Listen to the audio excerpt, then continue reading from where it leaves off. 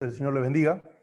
Y nos toca en esta mañana seguir considerando el capítulo 1 del Evangelio según San Juan. Y en esta mañana nos toca los versos 35 al 42.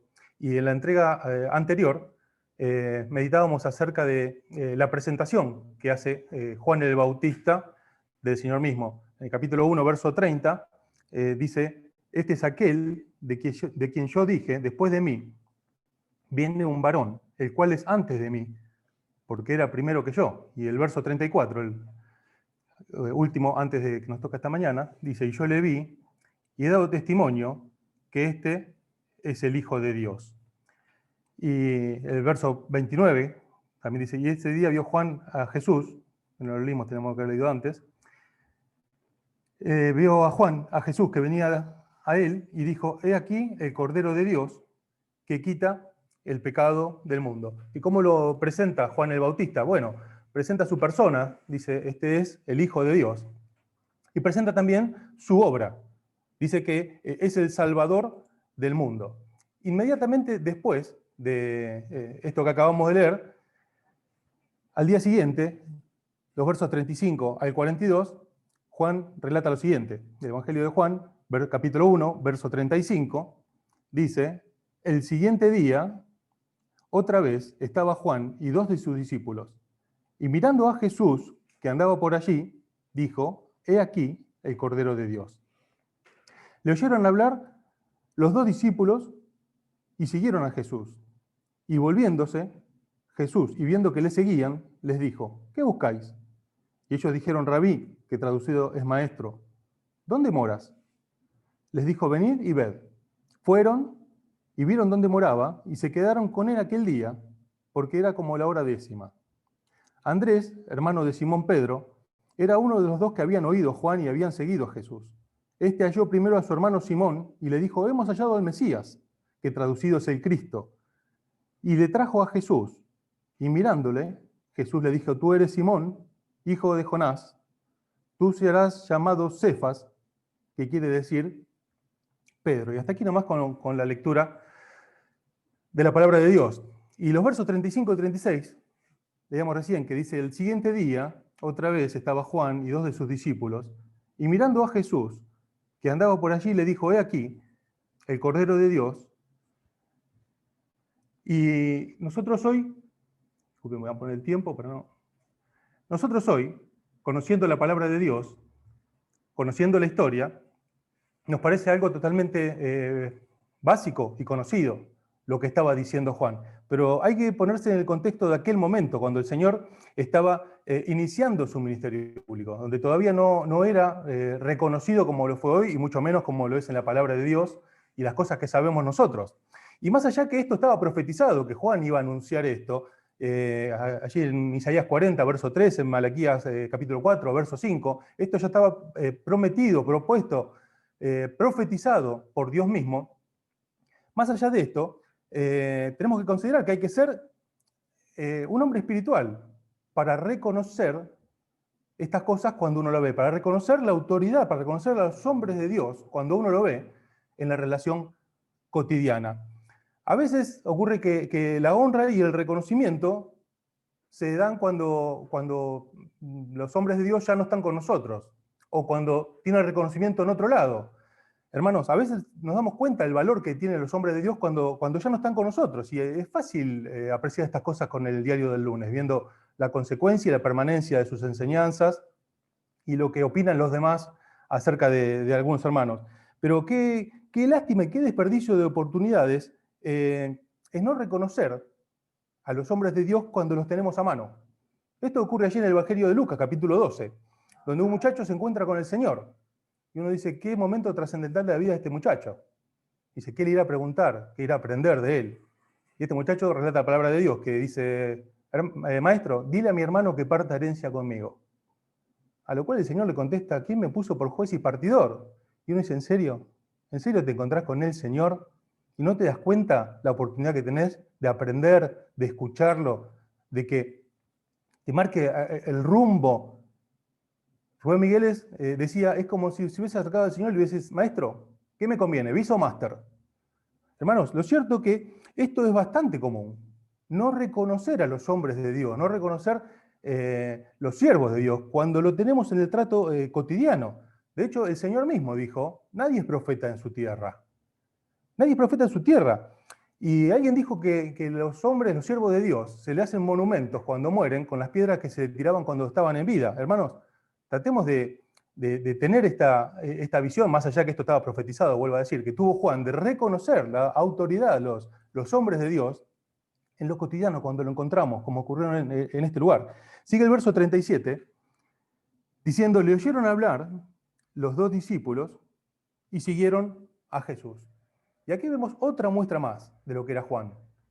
Aquí se ve la evidencia, la prueba que dejan los hombres de Dios. ¿Y cuál es esta prueba? Que su testimonio, que sus enseñanzas llevan a los que lo rodean a tener un encuentro, a seguir al Señor. ¿En qué se ven los hombres de Dios, que son hombres útiles, que predican la palabra de Dios, que lleva a los que lo rodean, a los que lo siguen, con su testimonio, con sus enseñanzas, a que los que están cerca de él busquen al Señor? A los nuevos, llevarlos a Cristo, un evangelio puro, claro, que los lleve a convertirse a Cristo. Y a los creyentes, a ser sus discípulos. Si alguno quiere buscar, hay una serie allí en la página de Omar que dice discípulos o creyentes.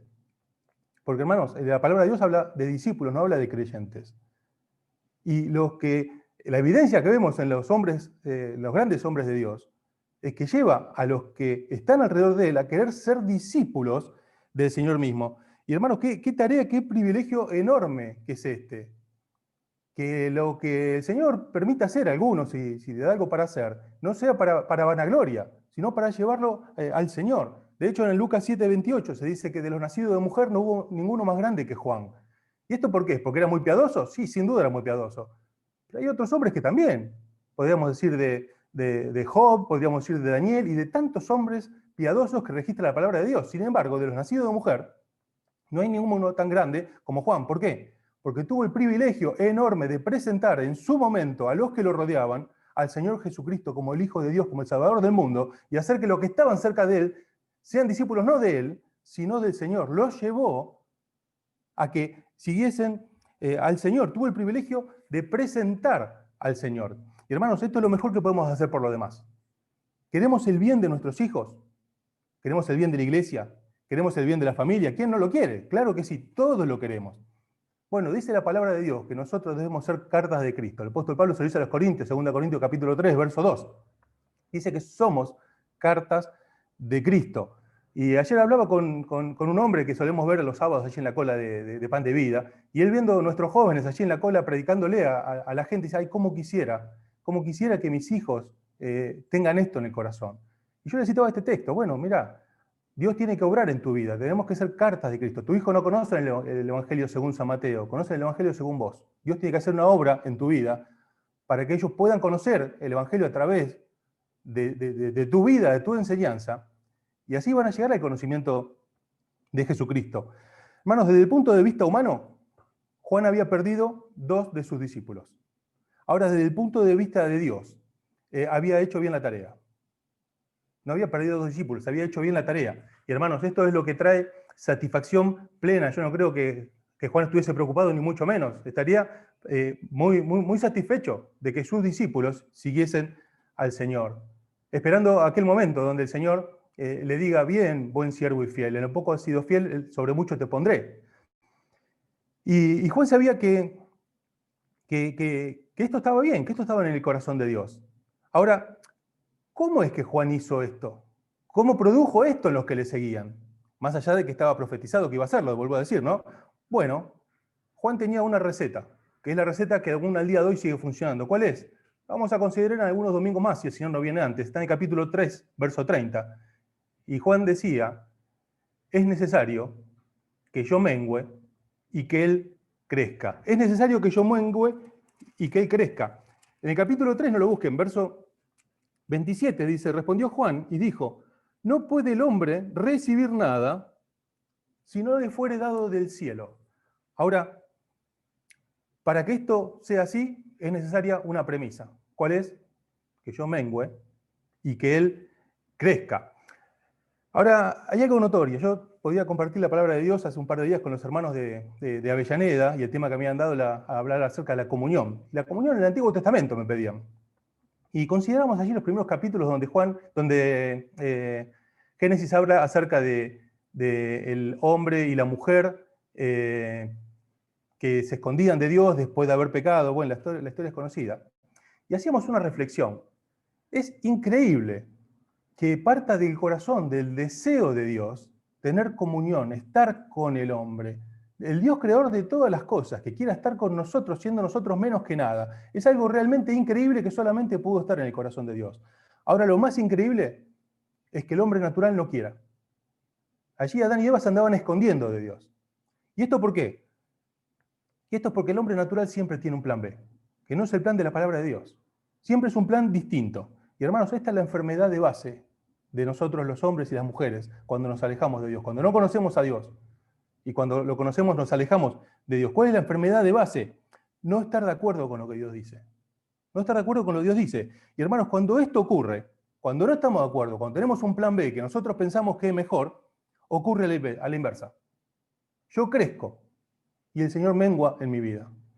Y lo terrible es que también las consecuencias son inversas. Los que nos rodean empiezan a alejarse del Señor. Nuestra conducta, en vez de ayudar a que se acerquen a Dios, podemos ser de influencia para el mal y hacer que los que nos rodean se alejen del Señor. Queremos lo mejor para los hijos, queremos lo mejor para la familia, queremos lo mejor para la iglesia. Claro que sí, ¿quién no lo quiere? Bueno, hermanos, dice 1 Corintios 11, examínese cada uno. Examínese cada uno. ¿Examínese lo que quiero? No, porque descartamos que lo que queremos es el bien. Nadie quiere que los hijos se alejen de Dios, que a la iglesia no le vaya bien, que la familia no tenga un rumbo guiado por Dios, que los que nos rodean no sean movidos y no sean escandalizados, no sean movidos a acercarse a Dios y no sean escandalizados. Nadie quiere esto. Claro que no tenemos que examinar lo que queremos, pero tenemos que saber que engañoso es el corazón y perverso. ¿Quién lo conocerá? Podemos estar sinceramente equivocados y no estar haciendo lo que Dios manda. Por eso hay que examinar no lo que quiero, sino tenemos que examinar lo que hago. Tenemos que examinar lo que hago. Si está de acuerdo con la palabra de Dios, si está de acuerdo con el propósito de Dios, si está de acuerdo con los intereses de Dios, para que esto sea así en nuestra vida. Dice el verso 38, siguiendo, y volviéndose Jesús, y viendo que le seguían, les dijo, Rabí, y les dijo, ¿qué buscáis? Ellos dijeron, Rabí, que traducido maestro, ¿dónde moras? Y acá vemos dos preguntas. Una, ¿qué buscáis? Y la otra, ¿dónde moras? Una pregunta del Señor y una pregunta de los discípulos.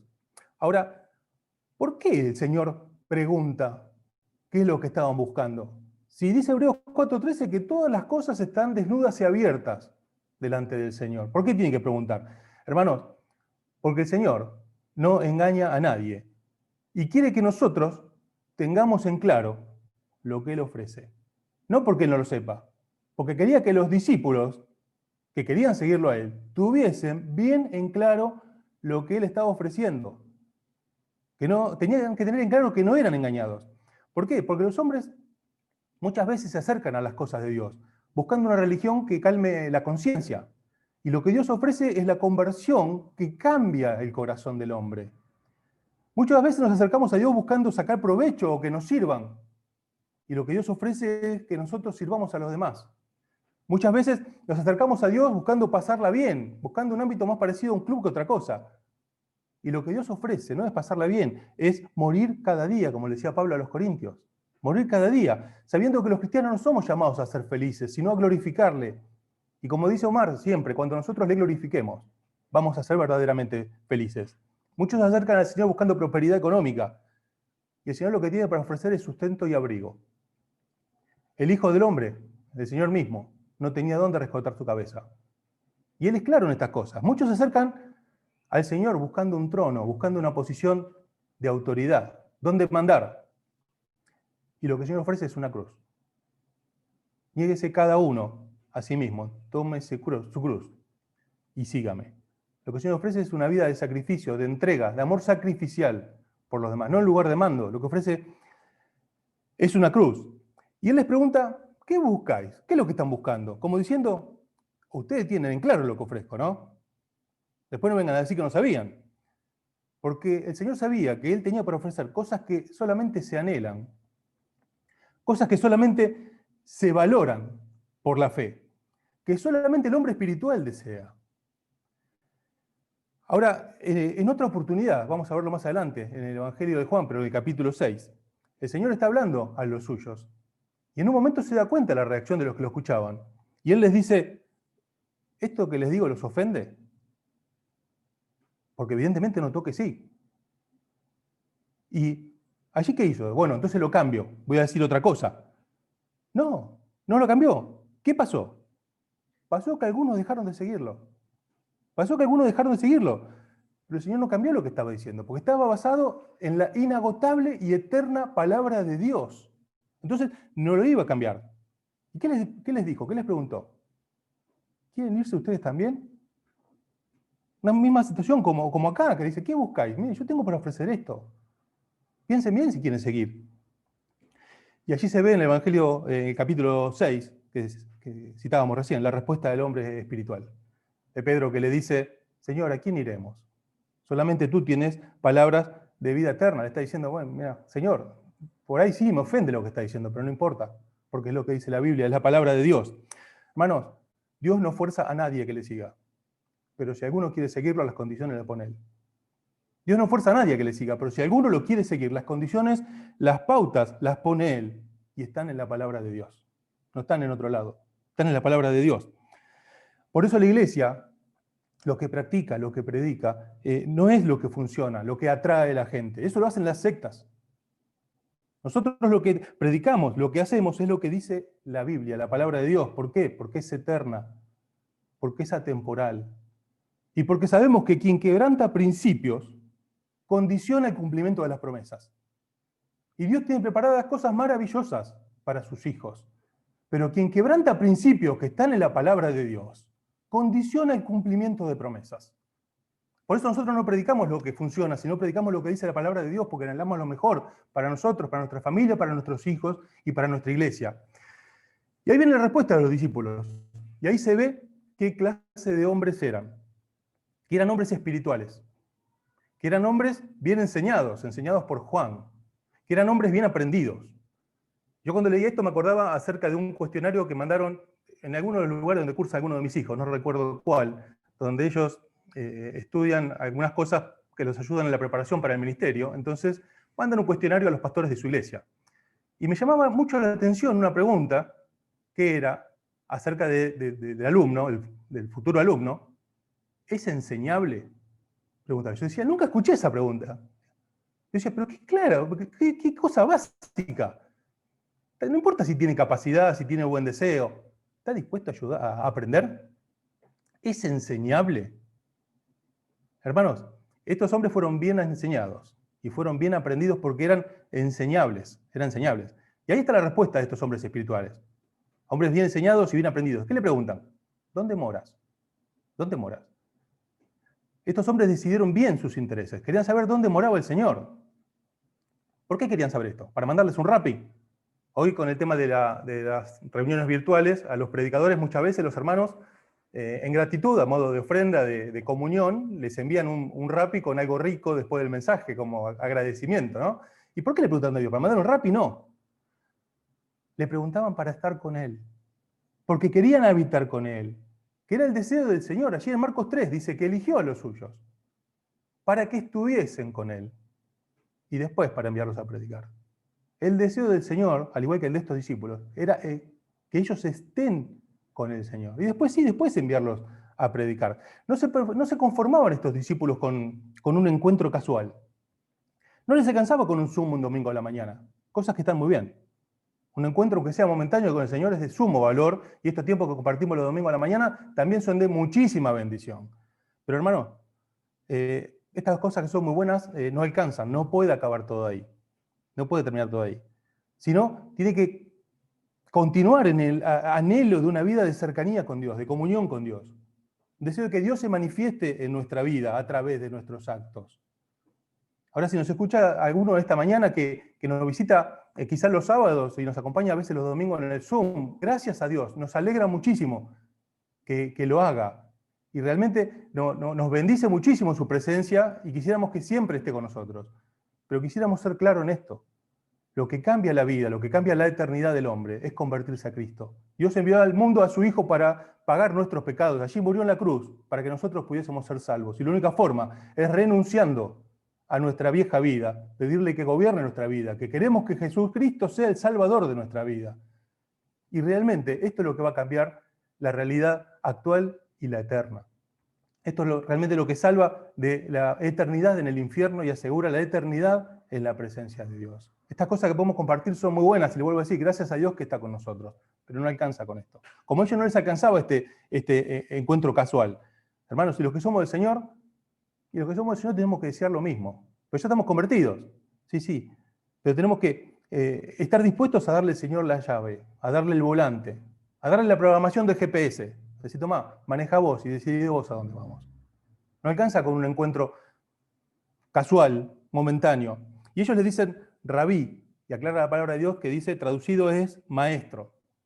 Bueno, la palabra rabí literalmente, en el idioma original, significa mi grande. Mi grande. Hermanos, si esto es real, si realmente Dios es grande para nosotros, si el Señor es mi grande, vamos a creer lo que estos hombres quieren. Señor, ¿dónde moras? ¿Dónde vivís? Vamos a querer saber esto. Y el Señor mismo lo dice, allí en Isaías 57, verso 15, no lo busquen. El Señor dice, porque así dijo el alto y sublime, el que habita en la eternidad y cuyo nombre es el Santo, yo habito en la altura y la santidad, y con el quebrantado y humilde de espíritu, para hacer vivir el espíritu de los humildes y para vivificar el corazón de los quebrantados. Y ellos preguntan, ¿dónde habitas? Bueno, en la altura y en la santidad, y con los quebrantados de espíritu. Con estos quiere estar el Señor. Con estos que para el mundo son desechados. Quiere estar el Señor. Estos quieren que le sirvan. Estos son la mano de obra calificada para el Señor. A veces pensamos que la mano de obra calificada es alguien con mucha capacidad, un buen predicador, alguien carismático. No, la mano de obra calificada para el Señor es el quebrantado de espíritu, el humilde, que quiere saber dónde habita el Señor, dónde está, para morar con Él. Alguien que no piense de sí que tiene algo útil para dar, porque si algo bueno tenemos es porque el Señor lo puso, sino que seamos conscientes de nuestra propia realidad. ¿Que cuál es? Que no somos otra cosa que un tizón arrebatado del incendio, que fuimos recibidos por gracia. No fuimos elegidos por otra cosa, porque nuestra realidad es la de Deuteronomio 7:7, que dice el Señor de Israel que era el más pequeño de todos los pueblos. Sin embargo, fuimos recibidos a misericordia. Sigue el verso 39 diciendo, y les dijo, venid y ved. Y fueron, y vieron dónde moraba, y se quedaron con él aquel día, porque era como la hora 10. Y le preguntan, ¿dónde moras? Y él le dice, vení, mira. No le dice, bueno, te cuento dónde moras. Vení, míralo. Confucio decía que me lo contaron y lo olvidé. Lo vi y lo entendí. Me lo contaron, alguien me lo dijo y me olvidé. Sin embargo, cuando lo vi, lo entendí. Y hermanos, entender es más importante que saber. Entender es más importante que saber. Tenemos que saber además que nadie que se acerca es rechazado. Dios anhela esto en nosotros. Y estos hombres que tenían esto en el corazón, tuvieron un privilegio enorme, enorme. Ellos convivieron con el creador del universo. Convivieron con el Dios hecho hombre, el que sustenta todas las cosas por el poder de su palabra. Y ellos convivieron con él. Ellos tuvieron el privilegio de ser de los primeros en reconocer al Mesías de Israel y poder habitar con él. Y los últimos versos, el 40 y el 42, del 40 al 42, dice que Andrés, hermano de Simón Pedro, era uno de los dos que habían oído a Juan y habían seguido a Jesús. Y este halló primero a su hermano Simón y le dijo, hemos hallado al Mesías, que traducido es el Cristo. Y le trajo a Jesús, y mirándole Jesús le dijo, tú eres Simón, hijo de Jonás, tú serás llamado Cefas, que traducido es Pedro. Y hermanos, por último, no se puede saber, nadie puede imaginar lo que el Señor puede hacer con hombres y mujeres así, como estos dos discípulos que tenían estas cosas en el corazón. No se puede saber las consecuencias que esto puede traer. Andrés hizo algo cotidiano. ¿Qué hizo? Trajo a otro, alguien cercano, trajo a su hermano, un hombre rústico, un pescador. Un hecho que sin duda en aquel momento no habrá tenido mayor trascendencia, que habrá parecido un hecho sin importancia, pero que fue el principio de la vida espiritual del gran apóstol Pablo. El principal de los apóstoles que iba a ser después. Base de la iglesia primitiva y un referente de la iglesia del Señor hasta el día de hoy, autor de cartas que quedaron registradas en la Biblia. Una historia enorme que comenzó con este hecho, que en su momento no habrá tenido mayor importancia, pero no podemos saber lo que Dios puede llegar a hacer con hombres que tienen esto en el corazón. Y para terminar, hermanos, ¿qué conclusión podemos sacar? Bueno, no sabemos lo que puede hacer con nosotros si nosotros deseamos lo que deseaban estos hombres. Si nosotros deseamos lo que deseaban estos discípulos, hermanos, dejémonos sorprender. Dejémonos sorprender. ¿Para qué? Para la gloria de Dios. Para bendición nuestra y para bendición de los que nos rodean. Y si el Señor no viene antes, para bendición de los que van a venir también.